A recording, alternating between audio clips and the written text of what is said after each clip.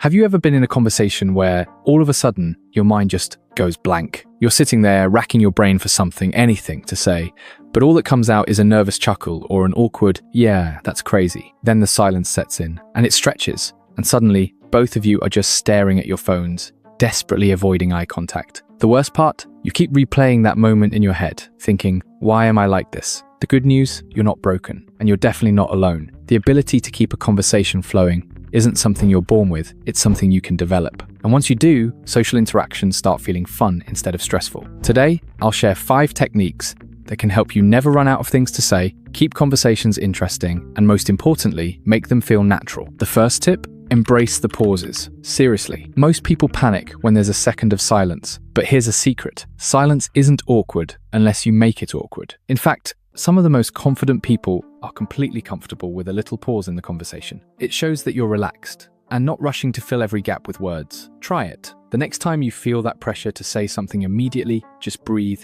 hold eye contact, and let the moment settle. You'll be surprised at how the other person naturally picks up where they left off. Another game changer? Stop trying to be interesting. Instead, be interested. So many people think good conversation skills come from having exciting stories or witty one-liners, but the real key is curiosity. If you genuinely pay attention to what the other person is saying, your brain will start firing off natural follow-up questions. For example, if they mention they just got back from a trip, don't just say, "Oh cool." Instead, ask, "What was the best part? Did anything unexpected happen?" People love talking about their experiences, and showing interest makes you instantly more engaging. And if you're worried about running out of topics, build a curiosity mindset.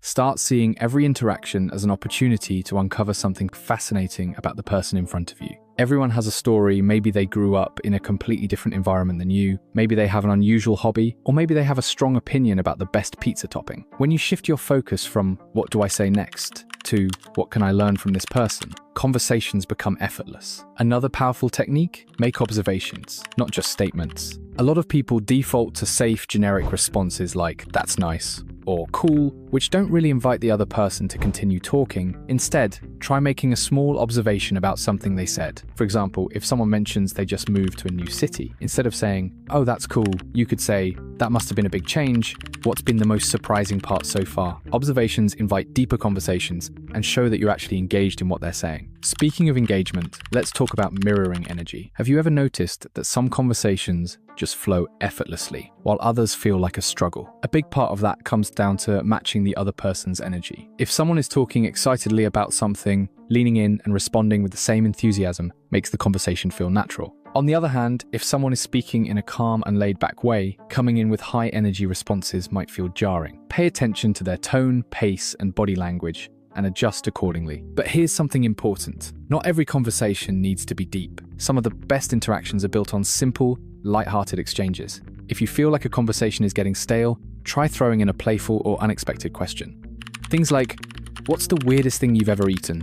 Or, "If you could live in any fictional universe, where would you go?" can take the conversation in fun, unexpected directions. Lightheartedness keeps things engaging and prevents interactions from feeling like interviews. Another underrated skill? Telling small, personal stories. People love stories. They make conversations feel more dynamic and memorable. But you don't need to be a master storyteller to use this to your advantage. If someone mentions they hate waking up early, instead of just agreeing, you could say, "Oh man, same here. One time I tried setting 10 alarms and I still managed to sleep through all of them. It was a disaster." Small, relatable anecdotes make you more engaging and help build connections faster. And finally, learn when to let go. Not every conversation is meant to last forever, and not every person you meet will be someone you connect with deeply. And that's okay. If you find yourself constantly trying to force a conversation with someone who's giving one-word answers or seems uninterested, it's totally fine to move on. Sometimes, the best conversational skill is knowing when to stop trying. As they say, don't water a dead plant. Now, let's talk about something that a lot of people overlook: how to end a conversation smoothly. Have you ever been in a situation where you wanted to wrap things, but you weren't sure how? So you just awkwardly linger, hoping the other person magically ends it for you? Here's a simple trick. Use a soft exit. Instead of abruptly cutting things off, signal the end by summarizing the conversation and leaving on a positive note. Something like, "It was really cool hearing about your trip. I'll have to check out that place you mentioned. Let's catch up again soon." It keeps things natural and doesn't leave the other person hanging. And if you're worried about first impressions, here's a secret. People don't remember what you said as much as they remember how they felt talking to you. If you leave someone feeling good,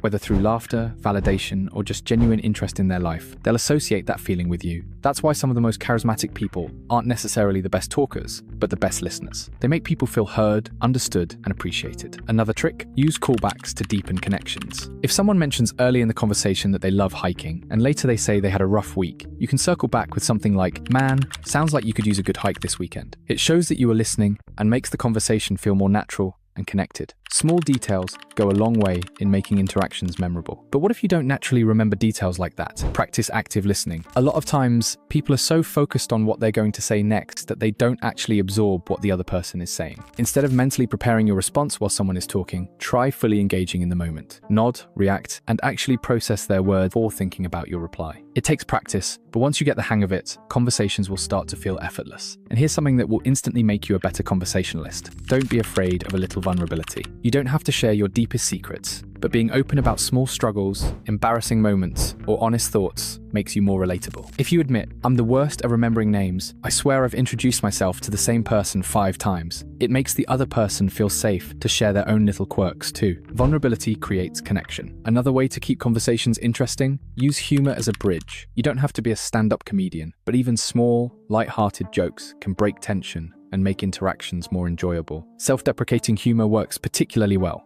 Things like, "Wow, I just completely lost my train of thought. I think it left the station without me," can make people laugh and feel at ease. Humor isn't just about making people laugh, it's about making conversations feel effortless. And if you ever feel nervous in social situations, remind yourself that most people aren't analyzing you as much as you think. We tend to overestimate how much others notice our awkward moments, but the truth is, most people are too focused on themselves to scrutinize every little thing you do. Instead of worrying about being perfect in conversations, just focus on being present. The less pressure you put on yourself, the smoother things will flow. Here's a final tip that can completely change the way you see conversations. Treat them like a game. Instead of seeing social interactions as high-stakes situations where you have to perform well, approach them with curiosity and playfulness. If a conversation dies out, no big deal. If you stumble over your words, laugh it off. The more relaxed you are, the more natural and enjoyable conversations will feel, not just for you, but for everyone around you.